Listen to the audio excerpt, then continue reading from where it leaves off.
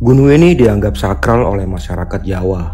Konon, Prabu Brawijaya V, raja terakhir Majapahit, memilih moksa di Gunung Lawu dan dipercaya menjadi penjaga gaib gunung ini dengan sebutan Eyang Lawu. Gunung ini juga memiliki aura mistis yang sangat kuat. Banyak pendaki percaya bahwa Lawu bukan sekedar gunung biasa.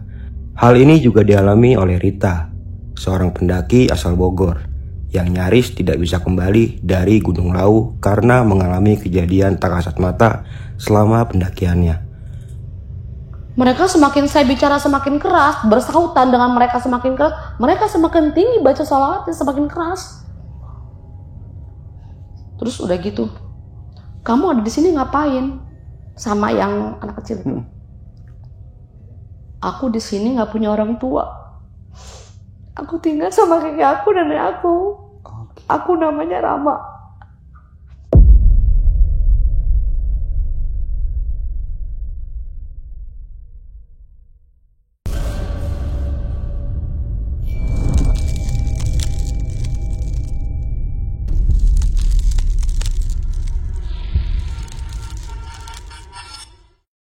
Assalamualaikum warahmatullahi wabarakatuh.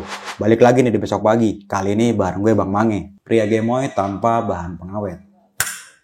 Oke nih sob, di malam kali ini kita kembali menghadirkan narasumber lagi nih. Dan narasumber kita kali ini adalah pendaki senior nih, yang melakukan pendakiannya ke Gunung Lawu.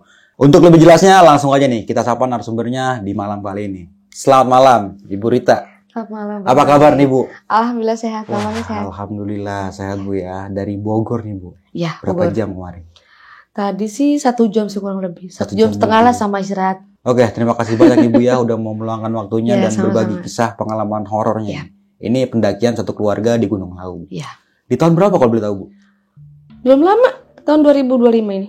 Oh, baru tahun ini. 3 hari lalu baru turun saya. Ada momen di mana Ibu sempat ngobrol dan berdialog langsung sama sosok penghuni Gunung Lawu. Di pos 5. Dan ini terekam oleh kamera. Ada rekam kamera ya. Oke. Dan Ibu juga sempat dibacain tahlil dan di ngajiin nih di pos 5. Diajiin, disolawatin. Oke, nah saya penasaran banget nih Bu, apa yang terjadi di sana dan nanti bakalan diceritain langsung sama Ibu ya. Nah, pengalaman pendakiannya di Gunung Lawu. Namun, sebelum kita masuk ke ceritanya nih, bagi teman-teman yang belum subscribe, silahkan di-subscribe terlebih dahulu, like, comment, and share. Jangan lupa nyalakan loncengnya agar teman-teman semua nggak ketinggalan video terbaru dari Besok Pagi. Dan bagi teman-teman semua nih yang mempunyai kisah horor pendakian dan pengen berbagi pengalaman kalian di sini, kalian bisa langsung aja nih kunjungi di nomor WhatsApp yang ada di bawah sini. Mau nggak mau, suka nggak suka, bahwa hal gaib itu ada di sekitar kita. Tanpa berlama-lama lagi, langsung aja kita masuk ke cerita.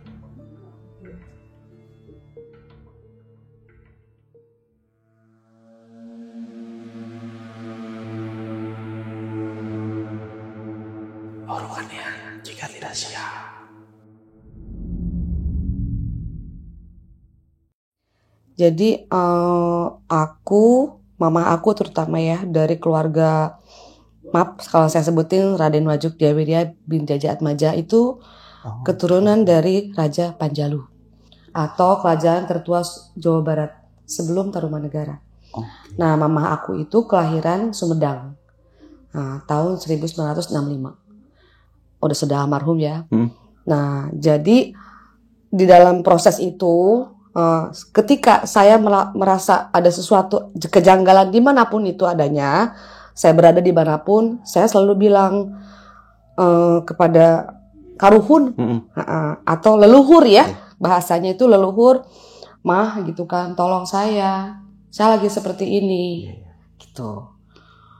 Nah, ketika itu mulailah timbul sesuatu, entah itu hentakan, saya juga kurang paham di situ karena saya juga bukan indigo, bukan apa ya gitu kan, ada balik situ. Nah, hanya punya keturunan itu aja. Tapi saya nggak pernah mempromosikan keturunan saya ya, maksudnya kelebihan di situ gitu. Mungkin pada saat-saat tertentu aja. Nah, kejadian itu terjadi pada saat saya naik Lawu mungkin. Awal ceritanya sih aku kan waktu itu naik tanggal 18 Agustus ya Kak. 18 Agustus kita memang sebelumnya udah rencananya mau ke Gunung Lawu. Hanya belum ada waktu. Nah, pada saat itu kebetulan aku anak aku yang paling bungsu itu kan ada libur sekolah 3 hari. Nah, suami aku juga ada cuti. Nah, udah tuh ya udah muncak deh. Malam itu juga saya berangkat, Mas. Ke Lawu tanggal 18 Agustus.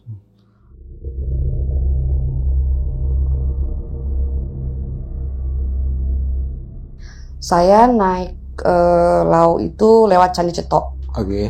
Tanggal 18 Agustus rencananya kita mau camp dulu di base camp. Tapi kita ngejar waktu suami aku kerja kan. Akhirnya rencana hari itu juga. Langsung berangkat tuh? Jam 2 siang saya start registrasi. Jam 2 siang jalan lah registrasi aman. Saya video, saya ngambil kontur-kontur jalan, saya videoin semua sampai ke ini. Aman lah. Udah sampai di pos 3 itu kurang lebih jam 8:30 Mas. Malam. Jam 8:30, maaf, keponakan aku Nadir yang kemarin podcast Ciremai itu sepupu aku Mas, ponakan lah. Itu sepupu. Itu saya juga di pendekan Ciremai. Itu tragedi yang di gempa itu, saya juga ngalamin. Akhirnya bilang gini, Bu, saya duluan, kata Nadir. Saya mau ke tempat yang udah duluin tenda. Dia duluan. Jadi saya, Bang Agung yang tadi tuh, sama suami aku bertiga belakangan. Yang lain sudah diriin tenda naik ke atas duluan. Gak lama, sepupu aku itu turun bawah. Bu, jangan ke kanan ya, ke kiri. Saya ingat tuh dia ngomong. Handy talkie hilang sinyal. Sejenak. Gak nyala tuh. Suami aku teriak-teriak, woi udah pada nyampe belum? Tenda udah berdiri belum? Gitu kan. Suami udah di handy talkie. Gak nyaut-nyaut. Padahal setahu saya itu di akar-akaran yang mau arah pos 3 itu ngeblank. Akhirnya Dani, ponakan aku turun lagi ke bawah. Itu nggak ada lagi pendaki naik dan nggak ada pendaki turun Mas. Cuman kita bertiga di jalan sampai pos 3. Dani turun lagi. Ada center headlamp SOS-nya dinyalain. Ibu di mana? Bapak di mana? Kata gitu kan. Kalau ke suami aku bilangnya bapak gitu. Sini Dan, ini tolongin bawain carrier-nya ibu, gitu. Oh ya udah bentar, Dan ke situ 15 menit kok. 15 menit dari mana? Lu kagak nongol-nongol. Coba bener. Dia bilang 15 menit dari camp area pos 3 ke bawah, ke akar-akar 5 menit, ke 15 menit. Ih, bah, lama banget sih Dan turunnya ini pegel nih carrier gue gitu kan. Itu saya ukur tuh carrier 13 kiloan apa 14 kilo ya. Karena logistik ada di saya semua, mereka mau makan apa. Logistik di cewek semua, saya kan ibu-ibu ya. Jadi ngurusin makan anak-anak gitu kan, kayak gitu.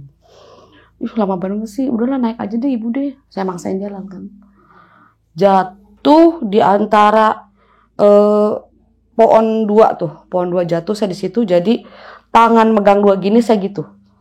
Carriernya lepas ke depan. Logika nggak itu carrier ke depan? Kalau nggak ada yang gituin. Nggak, saya nggak masuk logika di situ. Akhirnya turun Dani. Ibu sini carrier ini sih Dani bawain. Yaudah nih bawa ini. Itu badan kayak kapas. Itu carrier 14 kilo kayaknya nggak berat banget sih ya. Aman-aman aja. Standar lah ya. Udah dibawa sama dia sampai pos 3 kan. Camp.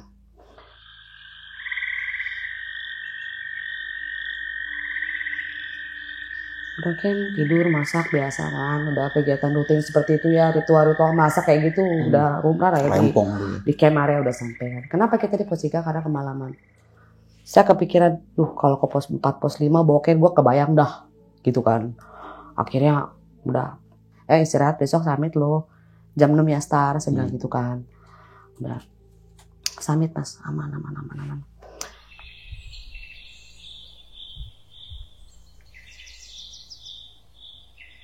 Ketika sampai di Bulak Peperangan. Itu kejadian saya awal bermula di Bulak Peperangan. Pos 5 ya. Banyak yang camp, saya ngobrol sama yang camp. Istirahat kan. Udah istirahat. Anak saya bilang gini. Ya, saya bilang sama anak saya kan. Dek, ibu gak muncak deh. Kalian kalau mau muncak aja. Ibu di sini aja tuh masih banyak pendaki yang masih camp. Lah. Mereka tuh mau turun, Bu. Ibu nanti kalau mereka turun, ibu sama siapa di sini? Ya udahlah jalan dah, yuk, gitu kan. Saya tuh udah bukan capek Mas, tapi malas aja jalan. Sayanya nih, saya malas jalan gitu. Saya pengen stay aja di situ, rebahan gitu di tenda-tenda yang lain di situ kan. Nah, saya jalan. Nah, diri ini yang kemarin podcast itu, nah sepupu aku bilang, "Bu, pinjam handphone dong, HP gue lobet." Ya udah, pegang dah. Ibu tuh ada HP satu lagi kan, kata dia gitu. Ya gimana ntar, gue udah males foto-foto, lu aja pada videoin ntar kirimin gitu kan. Kurang lebih 10 meter ya dari situ. Lemes tuh, saya lemes. Sempat berhenti samping ada pohon sebelah kiri. Saya duduk di situ sebentar, minum, ngabisin Pocari Sweat saya. Terus gak lama jalan sampai ke batu ya. Ada batu, katanya sih itu batu misterius, bilang. Aku sih nggak gubris, itu batu aja, pokoknya tempat istirahat aja kan. Di situ aku betulin tali sepatu. Ketika aku menengadahkan badan, setelah membetulkan tali sepatu, kabut tebal melingkar, ada sosok 3. Kakek-kakek pakai topi sawah, kurus kerontang, bawa kayu bakar. Anak kecilnya pakai baju putih, celana hitam segini, pakai topi baret yang udah lusuh, baret tentara gitu ya, yang kayak gitu ya. Terus nenek-neneknya itu pakai kain kebaya. Yang bicara sama saya depan batu itu anak kecil. "Kamu kalau nggak kuat saya bantu jalan." Astagfirullahaladzim, Allahu la ilaha illallah. Saya baca ayat kursi kan. "Kamu siapa?" "Udah, kalau nggak kuat saya bantu jalan." "Ayo jalan, ayo." Sakit bahasanya gitu ya. "Ayo jalan." "Enggak, nanti aja dulu, istirahat dulu, aku capek." Terus neneknya jawab, "Kalau capek kamu istirahat aja, aku ke rumah aku, ke sana." Menuju kabut yang belah sana. Padahal di belakang belum ada kabut, pas siang. Jam 11 itu. Kita akan naik jam 8 pagi dari area camp. "Ya nanti kamu istirahat di sana." "Di sana mana?" "Di sana." Dia ngomongnya kayak gitu. Terus kata si anak, "Iya, kamu nanti ikut aku di sana. Nanti kamu makan di sana." "Enggak, aku mau makan di Boiem. Aku udah janji. Aku harus ke Tugu Dumila hari ini. Aku nggak mau ikut kalian." Kata kakak itu, "Nggak apa-apa, Dok. Ikut aja. Kamu kan capek." "Enggak, Kek. Aku nggak capek. Aku jalan kok. Aku banyak teman-teman aku di belakang. Aku harus ke Argo Dumila hari ini." Akhirnya anak-anak di belakang nih pada bacain sholawat. Saya tuh diajiin, Mas. Diajiin. Mereka semakin saya bicara semakin keras, bersautan dengan mereka semakin keras, mereka semakin tinggi baca sholawatnya semakin keras. Terus udah gitu, "Kamu ada di sini ngapain?" Sama yang anak kecil itu. "Aku di sini nggak punya orang tua. Aku tinggal sama kakek aku dan nenek aku. Aku namanya Rama. Aku di situ, Mas. Aku pikir mereka bakal jahat aku ya. Tapi di situ aku mulai prihatin sama mereka. Oh, tapi maaf. Aku nggak bisa ikut kalian. Aku harus ke Argo Dumila hari ini. Aku ke Argo Dumila. Aku mau nengok kucingnya Boiem di atas. Bukan ikut kalian. Kalau kalian mau bantu aku silahkan." Aku bilang gitu. Akhirnya di situ mulai saya naik ke pasar Dieng itu udah kayak apa, Mas? Jalan udah kayak prajurit. Dibopong sama Agung. Nah, sepupu aku di situ kan. Mulailah di situ. Aku dibopong. Bukan ke sini. Jadi jalan saya itu lurus, tapi lurus saya ini ke sini. Jadi aku jalan dipepet sama mereka. Saya diam, mereka diam. Saya jalan, mereka jalan. Mungkin mereka khawatir sama saya, posisi saya ngomong sendiri. "Ibu ngomong sama siapa sih, Bu?" Kata anak aku kan. "Tuh, di sana namanya Rama. Tahu nggak kamu? Dia anak yatim piatu, tahu, Dek." Saya bilang gitu sama anak aku kan. Terus ngomong apa? "Nah, Ibu sama dia." "Ya ngomong lah, Dek. Ngomong sama apa? Emang ada nggak ngeliat?" "Enggak. Ibu melihat tuh gitu." Aku gitu. Ada videonya. "Tuh, di sana gitu." Itu masih ada sosoknya gitu? Ada. Alaika asyra nabi salam alaika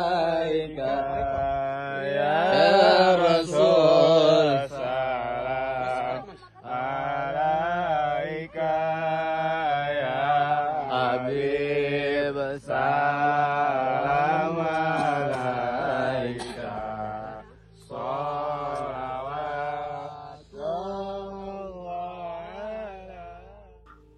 Ada videonya tuh. Semakin kencung salawatnya, aku semakin keras bicara dengan mereka, Mas. Okay. Nah, udah gitu suami kan tepuk dada saya kan. Istighfar Bu, kata gitu. Istighfar, ya istighfar. Jalan malah saya. Dia ngomong gitu. Jalan ke Pasar Dieng. Pasar Dieng itu kan belok ya. Belok banyak centigi gitu. Ada burung lah di situ. Burung hitam. Nah, jalak hitam. Burung sini, ngapain kamu? Saya bicara tuh. Dia lari, Mas. Burung itu lari, saya juga lari, jalan. Nah, Bang Agung yang ini saya mepetin. Bu, bukan ke situ, jalannya ke sini. Oh, diarahin gitu ya? Jadi bukan ngomong, tapi pundak aku diarahin. Karena aku jalan lurus kayak orang robot. Kayak robot jalannya katanya. Jalan kayak robot, terus cepet. Sampai ke batas Pasar Dieng. Makanya aku mah gak foto-foto di Pasar Dieng. Katanya ngelamun. Ditanya mau foto-foto gak? Diam aja. Anak-anak gak ngegubris. Udah. Jadi pas udah di situ aku diam duduk di batu yang di Pasar Dieng itu, mereka foto-foto ya. Sebelah sini kalau nggak toilet yang arah sini kan ke Sindang Derajat ya. Nah, saya sempat ngambil air dulu di Sindang Derajat. Aman tuh, aman. Udah ngambil air ngebasahin muka. Di situ udah lain lagi tuh, lain. Kata Agung, Bu, itu tangga. Bu Yen tuh naik tangga. Itu beneran kelihatan, bukan sono. Jadi saya mau ngelewatin Sindang Derajat ke belakang. Jalan. Tapi udah ngelewatin Pasar Dieng kan, udah mau arah Bu Yen yang banyak apa sih kayak banyak rumah-rumah ya di arah Hargo Dalam itu. Sampai di Hargo Dalam kan nyampe. Anak-anak foto-foto. Saya nyadarnya Nadine ngebalikin handphone ke saya. Udah gerak, cenah jangan ngelamun wae. Ngelamun. Emang gua ngelamun dari tadi? Tadi nih duduk, marah kan saya kan, marah. Udah ngopi dulu apa? Tuh kopi tuh udah dipesenin. Kagak diminum pendingin. Makan udah pesenin kadingin. Saya bawa bekal mie malah kasih kucingnya boyem. Saya nggak lapar, nggak haus, Mas. Sampai Hargo Dalam. Perut tuh kagak kayak orang puasa. Abis dari pagi sampai sore kagak lapar. Udah, suami sampai bilang makan dulu tuh Bu, capek kan mau muncak ntar lagi. Ya udah ntar gimana ntar kalian kalau muncak aja dah. Aku mau nunggu di sini aja mau rebahan dalam loh. Gitu. Tanggung tahu udah sampai sini gitu kata anak-anak nih. Oh ya udahlah. Gak lama ada porter Mas, ada porternya Bu Iem ya. Datang bertiga cowok, bapak-bapak dan satu ibu-ibu udah tua ya. Ya sekitaran umuran 70 lah ya. Mas, ini ya porter bawa makanan ya gitu kan. Oh ya Mbak dari mana? Naik. Iya mau muncak, baru nyampe gitu kan. Nyadar tuh di situ. Nyadar. Saya ke dalam dulu ya. Dalam tuh bawa-bawaannya kan. Duduk kan ada kayak di situ kan ada depan ada peti-peti telur ya. Mereka duduk di situ. Ngobrol sama saya tanya sama porternya itu kan. Pak, boleh saya nanya sesuatu nggak gitu kan? Kenapa Mbak? Katanya, Mbak dari mana? Bogor. Kapan naik kemarin? Oh, nanya apa? Katanya gitu. Ada satu porter tuh. Memang di bawah situ di Bulak Peperangan itu ada yang kayak gitu-gitu ya? Kayak gitu-gitu apa? Ya kayak gitu-gitu Pak. Setan gitu. Oh iya. Bukan Pak, bukan. Emang Mbak kenapa gitu? Aku bilang, aku tadi ngobrol tau Pak sama yang di bawah sana. Masih untung Mbak nggak disasarin gitu Pak bilangnya. Jadi kalau ibarat mungkin gini ya. Kalau kita nggak nemu kayak gitu, mungkin kita disasarin gitu ya. Opsinya mungkin. Oh iya. Nah masih untung Mbaknya nggak disasarin Mbak. Yang lain mah kalau ada aja yang disasarin gitu. Nah, si Bapak bisa aja ya sih Mbak. Serah deh kalau mau percaya apa enggak. Oh kayak gitu ya Pak. Iya seperti itu. Tapi itu sih bagi yang percaya atau enggak ya Mbak. Kata jangan diambil ini. Ya sih saya kan cuma nanya pengen tahu aja kenapa. Dalam hati saya tanya sendiri. Kenapa saya kayak gitu. Baru nyadar pas udah di Hargo Dalam. Begitu Nadine balikin handphone saya.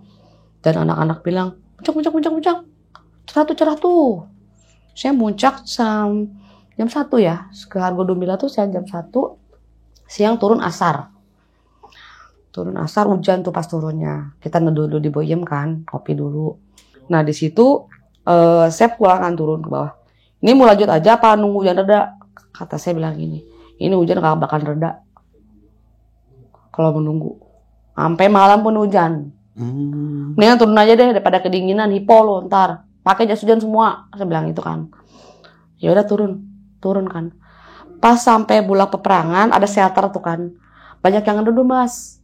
Bahkan ada yang pendaki sampai mau camp di situ, tendanya pada basah balik lagi. Nah, saya diskusi di situ kan, diskusi. Ini di sini menerusin hujan-hujanan atau mau duduk di sini sampai malam. Kata saya. Turun aja deh bu, kata anak aku kan. Bener nih, ayo turun. Itu mas sepanjang jalan dari pos 5 itu sampai bawah, itu nggak ada kelihatan orang. Depan aku doang ya, tapi mereka jalan.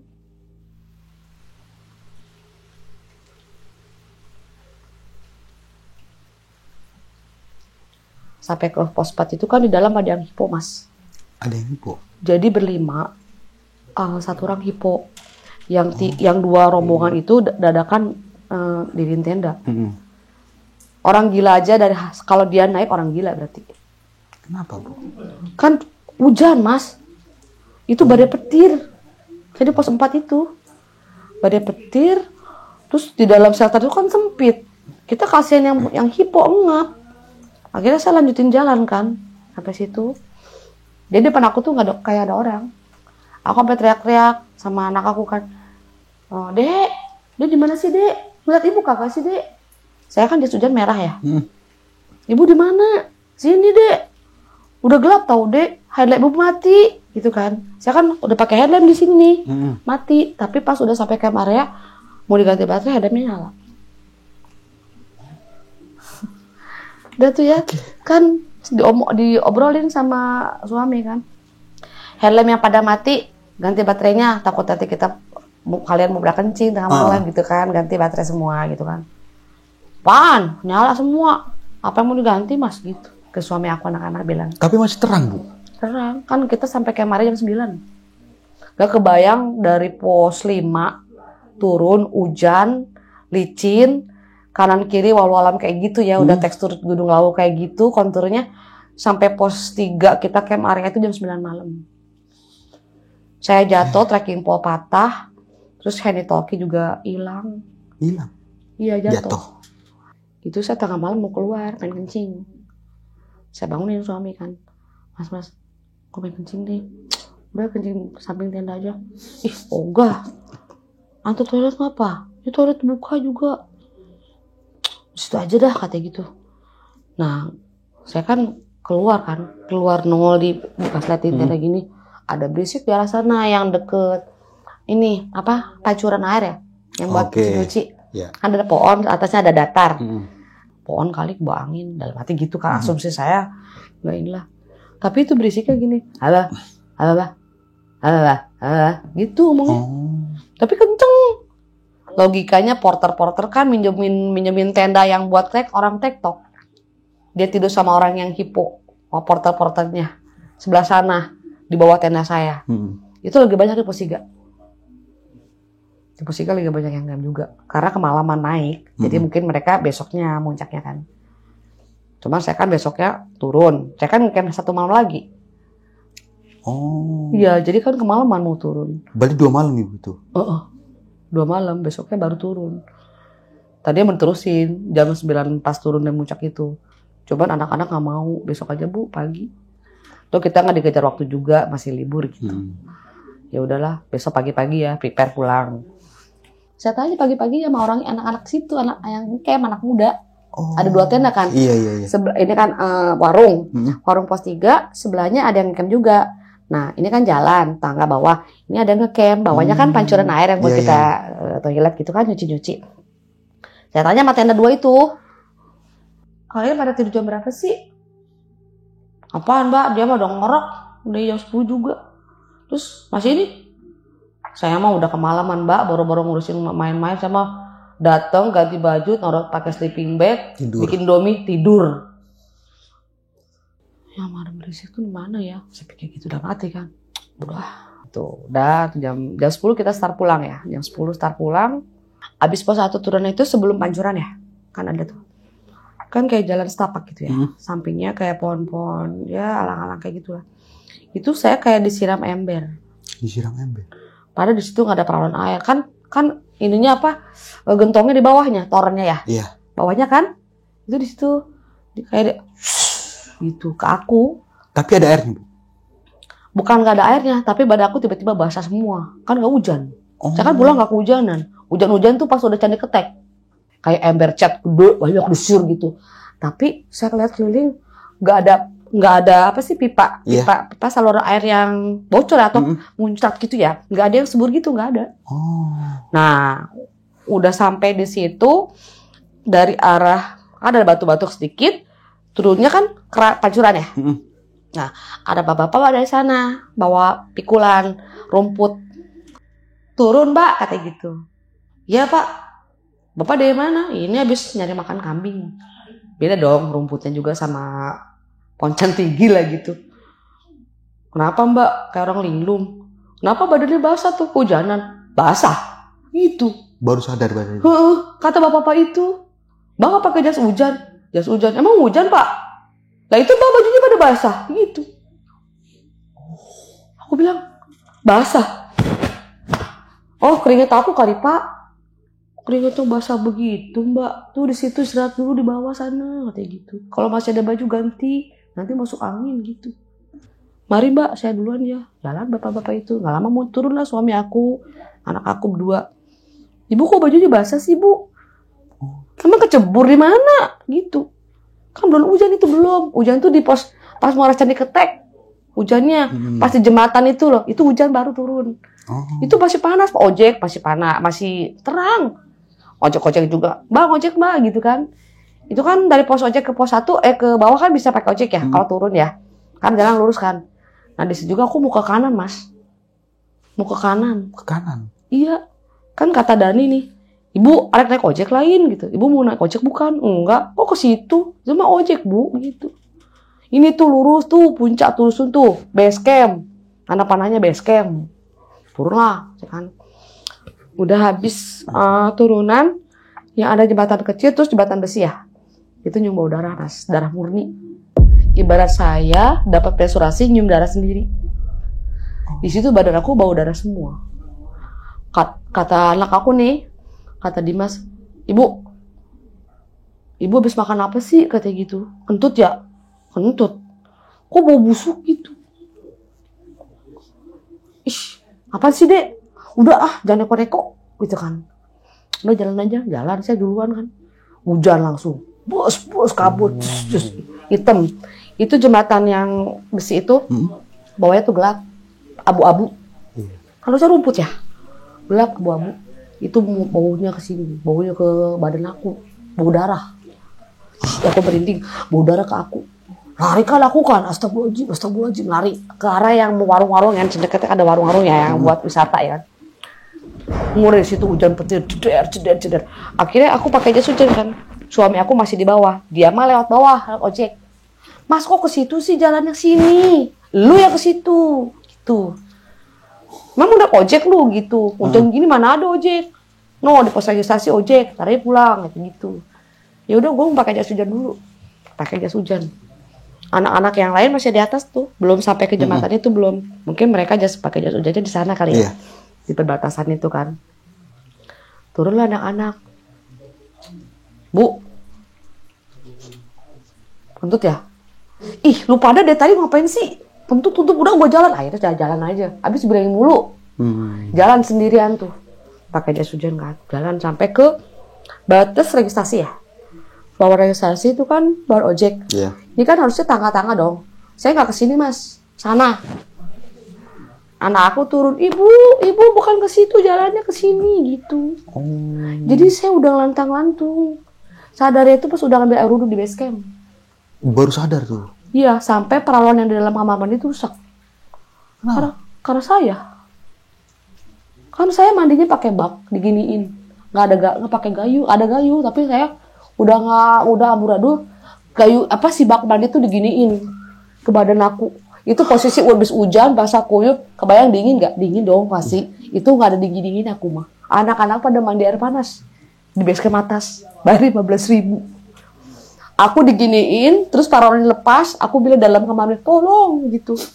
Padahal itu paralonnya kebuka. Logikanya kan itu keran. Iya. Harusnya aku buka keran dulu baru pakai gayu, itu mah ember diginiin. Sama ember-embernya mandi begitu. Itu kan berat, embernya gede loh. Segede gini mah ada nih ember dalam itu. Itu kuat, Bu. Itu aku giniin sampai baju yang di belakang kasur kayak buat baju ganti aku dari mandi basah semua. Beli baju baru aku di situ mah, baju gunung di situ di base camp. Dek, ambil uang di dompet beli baju sono Gi. Ibu kenapa? Itu ambil baju ganti ibu Gi di mobil gitu kan. Beli baju ukuran apa aja pokoknya. Lah ukuran apa aja di dalam kamar mandi tuh saya ngomong soalnya basah ya bajunya ya. Ya di dalam basah semua. Iya. Celana jin. Pokoknya aku mau ganti dalam kamar mandi kan, ada itu. Itu yang di situ di kapstok tuh buat ganti basah semua. Jadi ngebiur gini. Iya. Jadi pikiran tuh gini loh. Ini ember. Bukan ember kali ya, baskom hitam loh. Iya, bak yang buat nyuci biasanya. Yang gede hitam itu, segede gini mah ada kali ya. Diginiin loh.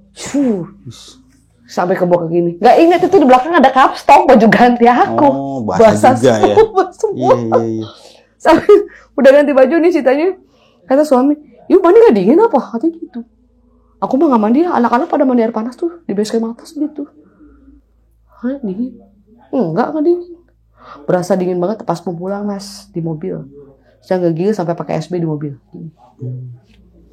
Mulai berasa ini kaki sakit semua karena kan mungkin jalan aku dipacu teh ya. Jadi kayak jalan bukan aku. Kata suami aku gitu. Itu yang jalan bukan kamu, Bu. Saya tahu kamu jalan di trek itu kayak gimana ke gunung manapun gitu. Kamu perempuan ya kan. Pasti ya sesantu-santunya ya kan. Apalagi posisi gelap, hujan, otomatis lemot lah ya. Aku ngukur kekurangan aku sendiri ya kan. Nah, makanya tuh diceritain tuh sama anak-anak pas di mobil itu. Oh, baru pada cerita tuh di mobil. Nih denger, ada sinyal dong. Mereka ngirim-ngirimin video. Aku lagi diajiin lah, terus apalah kayak gitu. Tapi masih ada videonya? Ada. Aku diajiin sambil ngomong-ngomong gitu. Semakin keras aku bicara dengan mereka, semakin ngajiannya semakin keras. Ada 3 video di situ. Oh. Anak aku yang videoin pakai HP aku. Kata gue, lu ngirimin ngaji apa sih? Lu lagi pada ngapain ini marhabaan gitu ya? Pada rotiban apa di gunung? Saya bilang gitu. Tahu nggak Bu, itu ngajiin ibu gitu. Ngajiin ibu, emang ibu kenapa? Udah, tanya aja sama diri sendiri kenapa gitu. Masa gue yang nanya sama diri gue sendiri gitu ya? Lu pada ngapain ngajiin gue? Kagak ada kerjaan banget sih. Gue bilang gitu, bukannya jalan. Ibu jalan udah kayak apaan bawa pesawat jet atau nggak gitu. Tapi video pas waktu jalannya masih ada, Bu? Ada. Ada juga? Ada, di video kan sama Nade kan pakai HP aku. Oh iya. Dia pinjam HP gua kan itu. Iya. Sadarnya kan dia ngebeliin HP. Lu emang kapan pinjam HP? Lah ibu kan tadi pinjam di bawah HP gua lobet. Dari Gupak Menjangan sampai Boyem ini nggak sadar ibu tuh? Iya, dari Bulak Peperangan. Bulak Peperangan ya? Batas pos Bulak Peperangan sampai ke Hargo Dalam. Ya. Sadarnya ketika ada Hargo Dalam, mereka pada sampai. Ada acara segala hormat bendera, terus balikin handphone, baru dan ketemu dengan porter sadar. Pas pulang sadar-sadarnya ya itu udah di base camp. Saya mandi kok nggak dingin gitu, nggak ada dinginnya, nggak ada lapar, nggak ada aus loh. Apa coba saya pulang ke rumah makan lupa ya kayak apaan tuh, nggak kayak baru nemu makan. Nah sampai di rumah gimana tuh? Ada sampai di rumah nggak, aku sempet mimpi doang di rumah. Mimpi apa tuh? Mimpi anak itu. Mimpi anak ini. Jadi anak itu ngejelasin kalau aku yatim piatu. Oke. Terus aku namanya Rama, usia 7 tahun. Aku usia 7 tahun, lahirnya di Magetan. Lahirnya di Magetan. Tanggal 7 April. Di mimpi itu udah. Aku kebangun, aku nangis. Aku bilang, maafin ya nggak bisa ikut kamu gitu kan. Dalam mimpinya gini. Aku nggak bisa ikut kamu karena aku nggak seharusnya gitu kan. Terus aku ceritain juga, aku juga punya cucu yatim piatu, aku bilang gitu kan. Terus dia bilang lagi, cucu kamu laki-laki perempuan? Laki-laki, aku bilang gitu. Sama dia juga anak yatim kayak kamu di mimpi tuh. Akhirnya saya bilang, udah ya, saya langsung ke makam mama aku kan. Nah, aku kalau misalkan dapat kayak gitu seperti aku bilang tadi, pasti aku nyambat lah, leluhur gitu ya. Langsung di situ jarak ke mama aku, ada apa sih ma? Aku kayak gini. Memang dulu cita-cita mama aku naik gunung gitu. Aku mama aku juga suka naik gunung sih. Jadi mama aku tuh emang suka. Jadi dulu aku sering ke gunung tuh kayak gini. Karena aku kan orang kehutanan ya mas. Jadi kalau misalkan mereka riset, aku suka diajakin pakai heli kayak gitu. Nah kebetulan nenek aku itu tinggalnya di lereng Gunung Tampumas kan. Jadi sekalian gitu ya. Jadi kalau aku ke rumah nenek aku ke Sumedang itu kan di bawah lereng Gunung Tampumas tuh. Kakek aku suka bilang kayak gini, Neng, tong ameng katonggo, maksudnya jangan main ke atas, dalam taruh kurung di atas tuh ke gunung gitu. Kayak aki-aki gondrong tah, di bangunan Belanda gitu. Ayah aki-aki ada kakek tua gondrong. Kan di Tampumas itu ada bangunan kayak bekas itu ya, benteng Belanda kan. Iya. Deket Gardu Tinggi ya, yang ada setrum itu ya, yang untuk jangan deket-deket aliran ini ya kan. Tegangan tinggi. Nah itu ada kakek-kakek di situ. Kalau kata kakek aku sih, gitu. Makanya kemarin yang siapa ya? Dia ke sana sendirian, jam jarak sendirian. Jangan coba-coba aja. Kalau bisa kewenehan mah, kebetulan mah gitu ya. Iya. Keluar. Itu munculnya dari Gardu Tinggi. Makanya dibilang bukan semata-mata Gardu Tinggi ya. Kalau beneran Gardu Tinggi pasti dilingkarin pakai kawat dong. Ya enggak? Emang di situ dikasih penjagaan gitu ya. Kayak kawat gitu kan. Biasanya kalau di Gardu kayak gitu ada pagar kawat-kawat kayak gitulah. Depannya kan persis itu bentengnya itu. Benteng Belanda yang kata kakek aku. Gunung Krenceng itu kan deket kakek aku. Jadi aku kalau ke Tampumas atau Krenceng itu main-main. Waktu zaman belum ada musim basecamp pendakian kayak gitu. Kalau liburan ke kakek tuh pasti main-main ke Krenceng. Pasti naik ke atas tuh ya.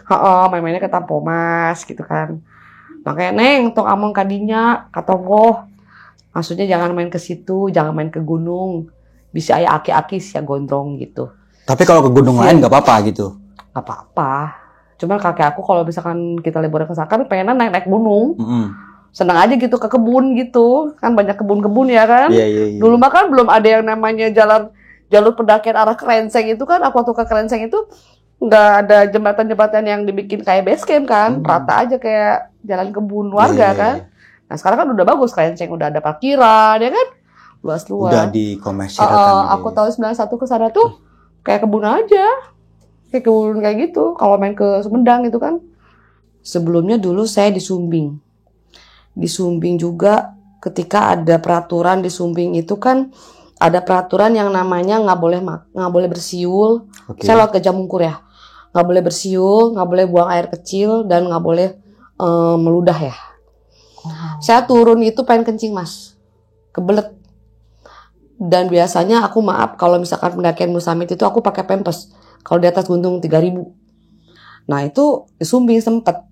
Saya kebelet kencing. Saya bilang sama suami, gue pengen kencing nih. Ingat di sini nggak boleh begitu. Ntar aja di pos 1 atau di bawah ntar di base camp. Gila, kencing kebelet gitu kan. Itu kan tanpa sadar ya. Kencing lah gitu kan. Ngompol gitu kan. Aku di perjalanan gitu. Ada yang ngecamp satu tenda.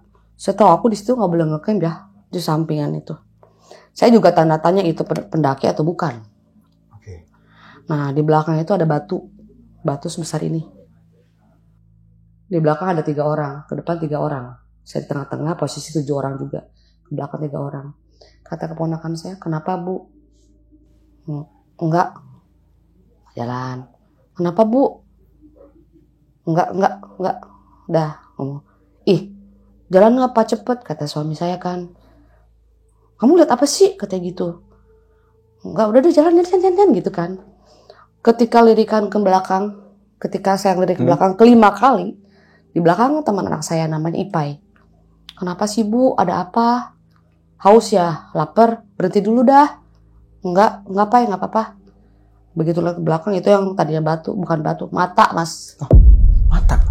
Saya nggak paham, karena turun saya kemalaman dan saya ketinggalan. Saya nggak pakai headlamp, cuma ngandelin senter handphone. Nah, woi tungguin apa? Ini mak lu gitu kan sama anak aku kan. Ini mak lu. Ibu di mana sih bu? Kata gitu. Sini bentaran. Itu ngerokok nggak ada yang nyala.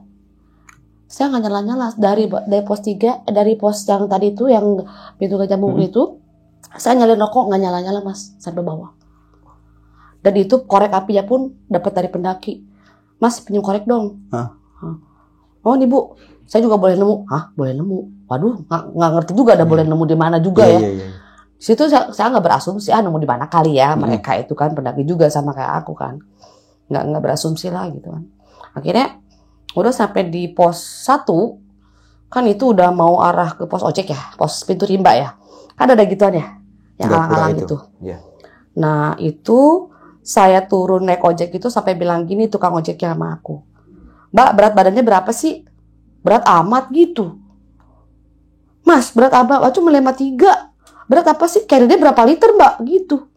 Carrier 40, 45 nih sama yang depek. Saya kan depan belakang tuh. Ada fotonya. Berat gimana sih mas? Udah dah, aku mau turun dah. Nanti kan yang lain antrian nih, ojeknya kan udah malam tuh. Jam 9. Pas sampai bawah saya nggak ngerti deh. Saya bilang sama tukang ojeknya, mas emang kenapa sih tadi bawa saya berat? Iya, saya pikir mbak beratnya 70 tapi badannya kurus gitu. Aku bilang, emang tadi mbak ngapain sih di atas? Kagak ngapa-ngapa. Cuman kebelet kencing doang di sono di gerbang. Waduh, kata gitu. Aku bilang, emang larangannya apa sih mas? Aku tuh orang paling gak percaya sama kayak gituan mas. Gak percayaan orangnya. Gua kencing aja gitu. Tuh duri beneran duri di sini. Kayak duri putih malu gak banyak di sini nih. Di celana army aku tuh banyak duri. Karena pulang tuh celana udah dobelan kan. Duri. Mas, di kamar mandi mau ganti baju, mau bersih. Lah, kok banyak duri kaki baru sadar tuh berarti bu? Iya, udah di base camp. Nah, udah ngopi-ngopi, udah makan, udah relax. Ngobrol lah sama ojek-ojek di situ. Sampai setengah 12 malam. Mas, tadi tuh bawa aku emang berat ya. Kenapa sih? Kok emang aku berat ya? Coba lihat. Postur aku nggak gede-gede banget sih, nggak gemuk. Aku cuma 53. Ada timbangan nggak? Bisa dibuktiin deh pakai timbangan segituin kan? Tahu nggak mbak? Saya tuh bawa mbak tuh udah berat banget mbak. Kayak bawa karung. Kata tukang ojeknya. Si mas mah halu, saya gituin aja ya. Ya mbak, udahlah kalau nggak percaya. Emang mbak tadi di pos ngapain sih? Gitu. Nah katanya sih, kata orang ojek situ, yang pas dari pos 1 ke pos 2 itu kan ada lorongan kayak alang-alang ya, di Sumbing itu. Pas tanyakan dikit ada lorongan gitu ya. Itu sih kononnya nggak boleh ngelakuin sesuatu mas di situ. Saya di situ betul tali sepatu. Halo sob, sebelum lanjut ke video, gue mau kasih tahu nih bagi teman-teman semua yang mempunyai cerita horor, kalian bisa langsung aja kirim cerita kalian ke Instagram kita, yaitu dengan keyword besokpagi.edv atau ke email besokpagi.ch@gmail.com. Tunggu apa lagi? Langsung aja kirim cerita kalian segera. Oke Bu Rita, ini ada beberapa pertanyaan nih Bu tentang di Gunung Lau nih. Ini Gunung Lau ada kaitannya nggak sih Bu sama leluhur Ibu itu? Ada sangkut pautnya nggak? Sebenarnya kalau dilihat dari sejarah. Sebenarnya Gunung Lau itu kan setahu aku kerajaan Majapahit ya mas. Iya. Itu di sana itu Gunung Lau itu mangsanya Brawijaya 5. Dan di situ mungkin setahu aku kalau ngelihat dari akte sejarah itu ada 170 prajurit Brawijaya yang stay di situ. Yang namanya sekarang Pasar Dieng. Nah, Sunan Lau yang dibilang Gunung Dalang itu kan Sunan Lau. Nah, kalau dikaitkan dengan kerajaan aku, berarti Jawa Barat dong. Kalau Jawa Barat tahu ke Tarumanegara. Nah, berarti kalau berdasarkan keturunan aku, keturunan mama aku atau leluhur aku, nenek moyang aku itu kan dari Panjalu. Panjalu itu kerajaan tertua di Jawa Barat. Jadi Salaka negaranya itu tertua di Jawa Barat. Dari mama aku keturunan dari Panjalu. Nah hubungannya pada saat aku di Gunung Lawu, aku juga tidak berasumsi dalam masalah pendakian aku di sana itu. Cuman ketika aku menemukan kesulitan, dimanapun aku berada, entah di gunung, entah dimanapun, aku selalu bilang ke leluhur mama aku. Mama, kalau kata bahasa kita mah nyambat ya? Nyambat gitu. Ma tolongin dong, gini gitu. Bahkan saya bicara dengan mama saya di kuburan, mama aku nggak punya uang. Nggak lama seminggunya aku banyak punya uang. Itu asumsi ya. Iya. Itu kan? Itu perumpamaan. Kan rezeki itu datang dari mana aja. Iya betul. Cuman aku kalau ketika dapet nyambat gitu. Nyambat mama saya kan udah almarhum. Jadi, ma tolongin dong. Kayak waktu di Cirebon juga kayak gitu. Kaki aku ditarik-tarik, belakang tuh segala macam. Pokoknya udah bermasalah tuh. Nah tuh, nyambat lah mama aku, ma tolongin dong. Tapi di laut ini juga nyambat juga? Pokoknya aku setiap ada kesulitan, itu kan lagi lemas. Aku tuh makanya bilang gak mau muncak. Sama anak aku deh, ibu mah gak mau muncak kamu kalau muncak aja. Ibu mau di sini aja. Tuh banyak temen kok masih di camp area. Nah kan ini sempet ngobrol juga nih Bu sama sosok kakek-kakek, anak kecil dan nenek-nenek nih. Sempet nanya nggak dia itu siapa namanya atau dari mana asalnya itu? Yang aku tanya itu pada saat itu anak kecil itu yang pertama cuma bicara si Ramah aja, namanya Ramah. Dia pertamanya bilang gini, kamu kalau merasa capek sini aku bantu. Ngomongnya gitu. Tegas ya ngomongnya. Saya ilustrasi aja. Mungkin dia bicaranya, kamu kalau merasa capek, saya bantu. Orang Jawa kan ini ya, logatnya. Astagfirullahaladzim, saya bilang itu kan. Itu didampingi sama sosok kakek dan neneknya di sampingnya? Belum. Bicara bisikan dulu. Ketika aku, kan ada sepatu ya? Iya. Terus, gitu kan, aku ngeluh gitu. Kamu kalau capek sini aku bantu jalan. Astagfirullahaladzim, aku langsung. Begitu aku gini, awan tebel. Tok ke sana, kakeknya sono, neneknya sono, dia tengah-tengah. Di tengah-tengah batu depan itu loh. Jaraknya jauh, Bu? Enggak sih, enggak jauh banget. Kira-kira dari sini ke situ 2 meteran dong? Iya. 2-3 meteran? Iya. Deket dong? Pada depan kan saya, kan ada sepatu ya? Iya. Gini nih. Pas angkat sadar gitu, ada dia di depan. Kamu kalau nggak kuat saya bantu jalan. Astagfirullahaladzim. Nah posisi itu teman-teman ibu masih pada di belakang ya? Di bawah, belakang. Mereka kan blok peperangan ada terang-terangnya. Mereka lagi sibuk foto-foto. Kan HP aku dipinjem. Aku yang pindahin aku jalan kan dia. Mereka. Ternyata ibu lagi ada obrolan nih sama sini. Iya, saya kan duluan, betulin tali sepatu dulu. Sambil nunggu mereka kan. Nah di situ kan udah ngomong. Tapi dari sosok kakek-kakek ini ada kayak buat jahat nggak sih Bu kalau menurut ibu? Enggak. Atau jahat dari kakek atau nenek ini? Enggak. Yang mau mengajak ibu ke rumahnya itu? Dia bilang cuman gini, ayo Ndok, kalau kamu capek kesana, tangani. Tidak ada unsur paksaan berarti ya? Nggak ada ya? Jadi aku juga asumsinya, aku nggak ada perasaan dia bakalan jahatin atau ngapain, enggak. Aku baik-baik aja, jalan pun, nuturin pun jalan. Cuman yang bikin ini tuh, saya tuh beneran jalan kayak pesawat jet katanya. Cepet dong? Iya, cepet. Kayaknya dari Gupak Menjangan ke Pasar Diang itu cuma 5 menit. Mereka tuh yang ngeliatin aku tuh lari-lari, nyusulin, mepet-mepetin aku takut nyasar. Karena udah ke Pasar Diang kan. Gitu. Jadi yang ini tuh mereka tuh kejauhan.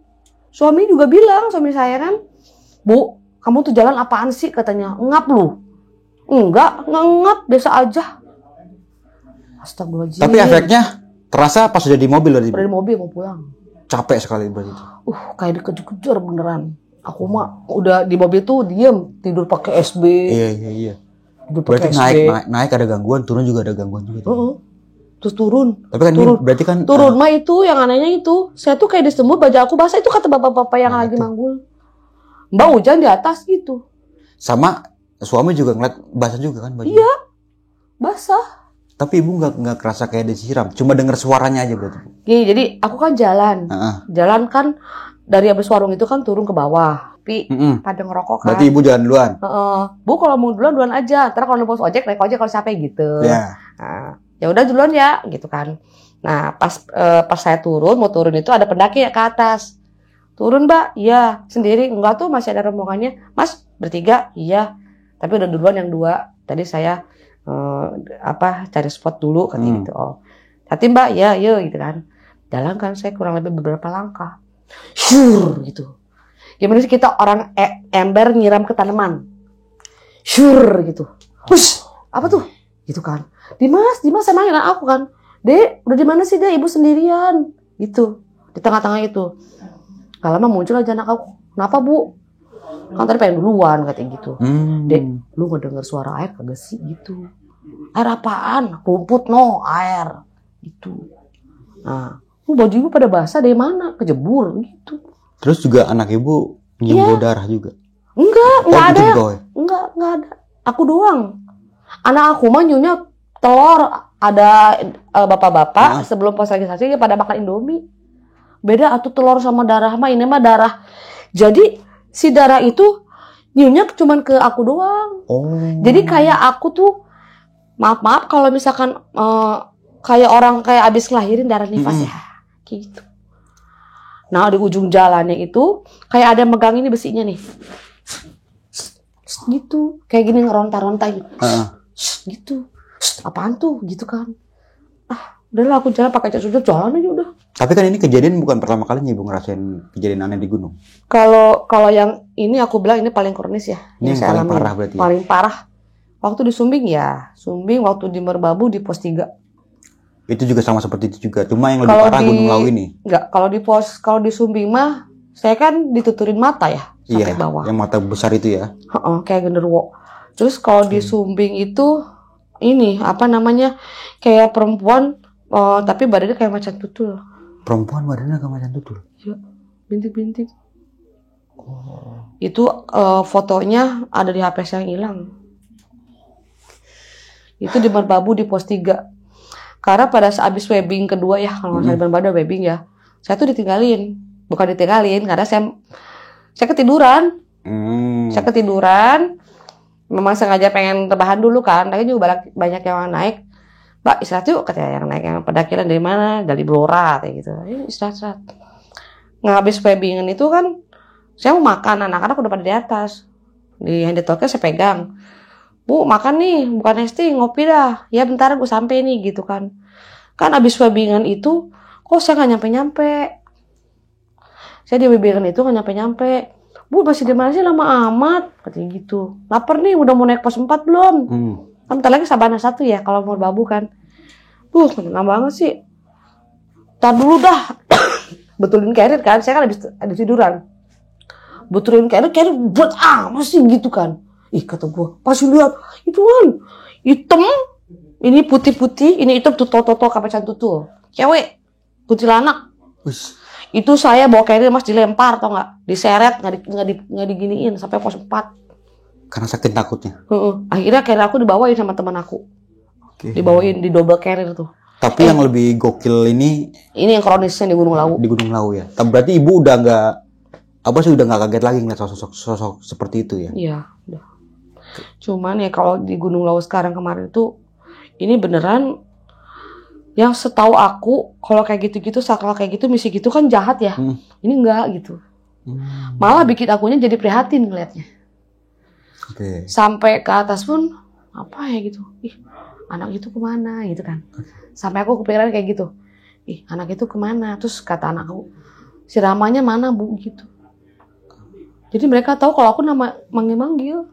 Rama gitu. Iya, kata anak aku bu si Ramanya mana, ajak dong gitu. Pas mau muncak tuh, suruh fotoin gitu.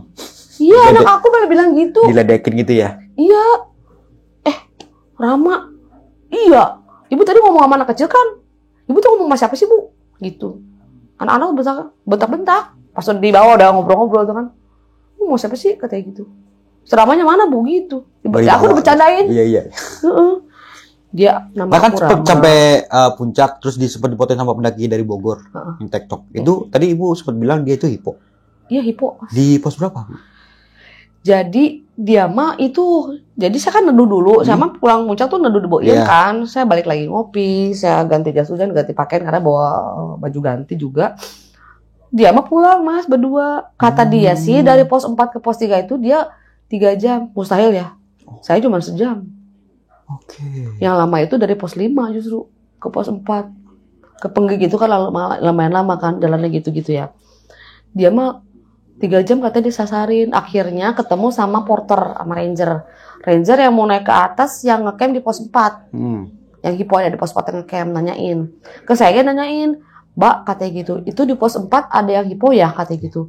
Saya tadi dikabarin sama pendaki suruh naik. Aduh 180 aja saya mikir lagi. Akhirnya yang hipo itu berdua Mas di warung. Sama anak aku sama keponakan disamperin kan. Lagi diurusin sama porter. Saya bilang gini sama dia, Mas, lain kali kalau mau menikmati alam jangan TikTok jauh-jauh dari Bogor, ngecamp, saya gituin. Kalau memang ya kan, kalau kita mau menikmatin alam ya ngecamp, jangan TikTok. Jauh-jauh loh dari Bogor TikTok, orang gila. Kalau saya pikir, kalau saya pribadi naik gunung, kalau pengen menikmatin alam, ya ngecamp, masak-masak, ya nggak? Terus udah gitu foto-foto cantik, ya kan? Ngecamp lah, ya kan?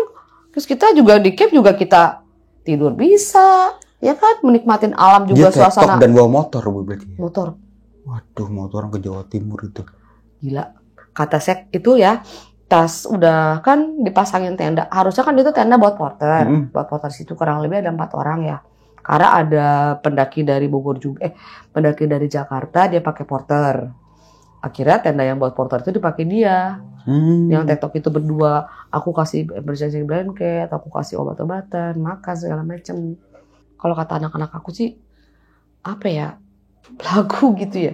Terus aku bilang, udahlah kasihan, nggak usah kita kasihan nolongin orang, saya gituin kan. Akhirnya kita upload ya emergency blanket, obat busuk segala macam. Tapi akhirnya selamat ya, nggak sampai terluka juga. Nah sebelum saya turun dia duluan. Oke. Mas, Mbak, katanya gitu. Makasih ya, katanya gitu. Oh, dia ngucapin terima kasih. Itu tapi turunnya nyeker tahu, itu sepatunya entah copot-copot, terus juga nggak paham deh. Dia pulang tuh nyeker tahu. Terus dimarahin sama orang, sama porter sama guide-nya. Mas, lain kali kalau misalkan mau TikTok harus prepare. Boleh TikTok, nggak masalah, cuma harus safety ya. Ke gunung manapun kita mau TikTok atau enggak, tetap harus safety kan, kayak gitu. Nah itu mah nggak bawa jas hujan, nggak bawa. Jaket nggak bawa. Logistik apalagi. Cuma pakai hydropack aja berarti. Dia pikir cukup pakai Pocarisan 1 botol sampai turun ke bawah dari puncak, orang gila. Saya aja 1 botol 1 liter saya bawa. Buat saya lah, ya kan? Iyalah. Iya kan, buat kita juga, bukan buat orang lain. Kalau kita nolongin masih ada ya silakan kan gitu. Prinsip aku kayak gitu. Jadi, Mas, TikTok. Iya. Dengan ini ya. Ayo puncak barengan Mbak, katanya gitu. Ntar saya foto-foto di sana. Iyalah. Dia foto-fotoin kita kan di atas. Aduh, logika aja dah bener itu berdua. Masih ya sekitar umur 23-25 tahun lah. Masih muda berarti. Usianya. Oke, Bu Rita, terima kasih banyak nih Bu ya. Udah mau berkunjung dan berbagi kisah pengalaman pendakiannya. Dan semoga bermanfaat nih buat teman-teman semua yang mendengarkan cerita malam kali ini Bu ya. Ambil baiknya dan buang buruknya nih. Dan ini pendakian ada dokumentasinya Bu ya. Yang tadi mulai Ibu video itu sempat ngobrol sama sosok itu dan juga berjalan seperti robot gitu Bu. Iya, jalan bukan kayak prajurit apa ya? Dep gitu. Kayak abri kali Bu ya. Oh, kayak gitu kayak orang pelatihan itu. Iya. Oh, dibilang kayak gitulah. Oke Bu. Gila.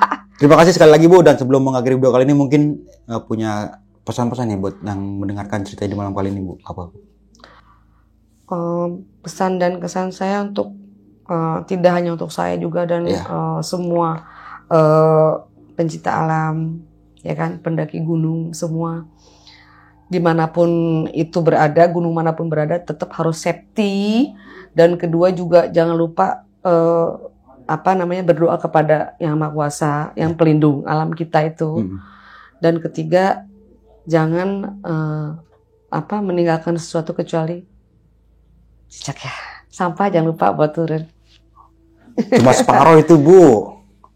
Jangan meninggalkan apapun terkecuali jejak. Jejak, ya betul. Gitu, oke. Sampah buat turun lagi. Sampah buat turun lagi. Jangan lupa. Oke, mungkin itu aja dari gua Bang Mange. Kurang lebihnya mohon maaf. Sampai jumpa di video-video selanjutnya. Assalamualaikum warahmatullahi wabarakatuh. Waalaikumsalam warahmatullahi wabarakatuh.